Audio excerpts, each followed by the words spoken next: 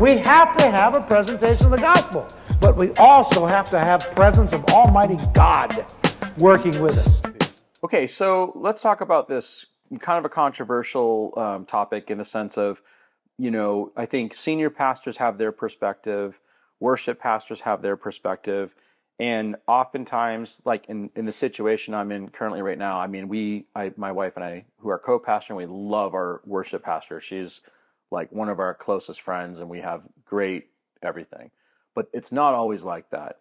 And so there's the challenge between these different roles, maybe. What would be some thoughts you have on, like, what did you learn from watching John Wimber and how he interacted with you or with other worship pastors? What did that look like?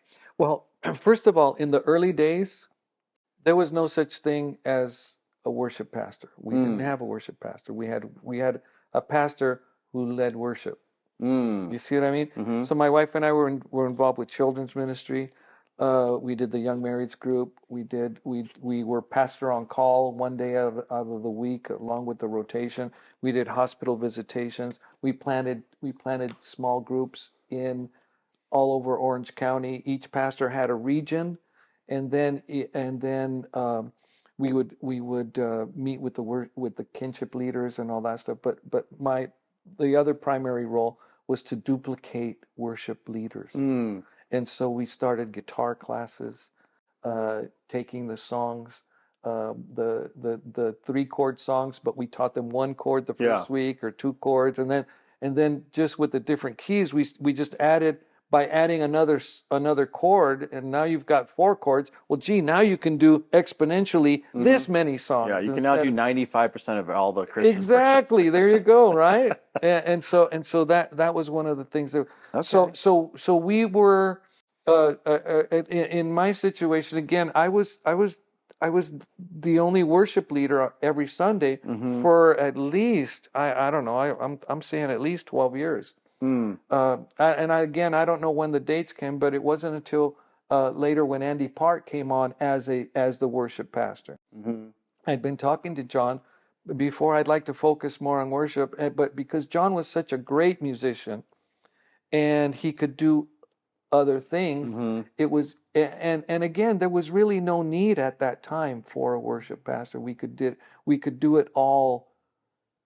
And we enjoyed doing the work of the ministry. The beauty of it was that it kept us in touch with the congregation. And that's one thing I tell worship leaders all over. You have to stay, if you're only hanging around other musicians and other worship leaders, then you're losing the touch, So like, one of the things that we were able to do is, I mean, when somebody died and they would, we would do the funerals. We would do the weddings and all of that. So as a worship leader, it kept you grounded in some ways. Absolutely. By not just being singularly focused. Exactly. I mean, that's interesting. And now it's a different story. And it wasn't out of necessity. I think it was part of John's way to keep us humble, to keep us grounded, to keep us just our feet on solid ground. Oh, that's smart. We didn't get a big head. John had another worship leader came when I went to go the first ministry trip, and he said to me, "Eddie, aren't you excited? We're leading worship for this is a big deal." And I said, "Well, gee, I don't, I don't know. I'm not nervous." He says, "Oh man, and it was going to be for 10,000 people." And I went over to John, and again, I had this kind of relationship with him where I would run things by him, and I said, "John, should I be nervous? This is, and I said, so and so told me that this is a big deal." And he says, "Eddie," I said,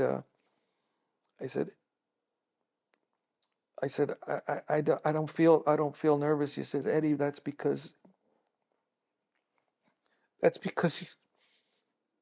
I've seen you and I've known you long enough to know that it doesn't matter if there's 10 or 10,000. Your goal is always still the same. And I've always led with that in mind, because it really doesn't matter how many people are in the congregation. My goal is to worship the Lord and to invite them to come along on that journey with me. Yeah. Whether it's 10 or 10,000. And it's that little lesson. But I learned that lesson when I was playing with the Maranatha groups. Okay. And I was playing with a band called Good News. Eric Nelson, who was in a band called Selah. And Eric Nelson is now a professor up in the Seattle area, and wonderful brother. But I was the pinch hitter guitar player because I was in town and I was going to college. But you Bob probably would have played for pizza. Is that fair? Oh yeah, yeah, yeah. And in fact, Eric's song, he had a song called "I'm Picking Up the Pieces," and we would sing, "I'm picking up the pizza once again." Anyway, Eric's a wonderful guy. But I played with them after Bob Carlyle of Butterfly Kisses fame, who went to our high school and would come over to our house. He was friends with my younger brother Efren, and we all played together. How during let's just say the late '80s, the Anaheim Vineyards, John Wimber still the pastor. There's thousands of people coming out. How many musicians and worship leader type people do you think were in that community? Countless. I mean, hundreds. Yeah. I mean, and people would come to see what was going on, and were musicians, and then they would take it back to their church. Absolutely. Yeah. That's always been the interesting observation. Is I can't imagine pastoring a community that has not only thousands of people in its local church, but then thousands of people coming in all the time to check it out. Yeah. It's like Sunday night was the night people would go to their church, and then they'd come Sunday night to see what was going on.